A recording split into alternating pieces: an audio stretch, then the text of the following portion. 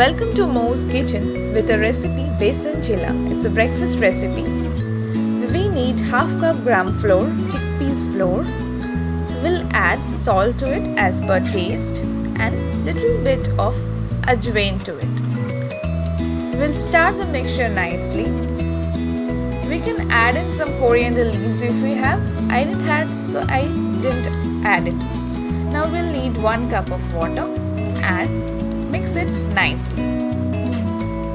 Once the batter is ready, we'll add carrots, finely chopped onions, finely chopped capsicum, green capsicum.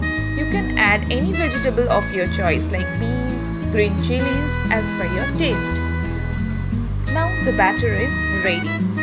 It is having a pourable consistency. We'll take a tawa or a pan, put in some ghee or olive oil and pour the batter nicely. Spread it. One side is brown and then we'll turn it to the other side. It will take some 1 to 2 minutes to fry it on the one side. Once the chilla is brown on both the sides, it is ready to be served. It's a very healthy recipe for kids and adult and very tasty and yummy too. It can be served with tomato sauce and green chutney. If you like the recipe, please like, share and subscribe to my channel. Thank you.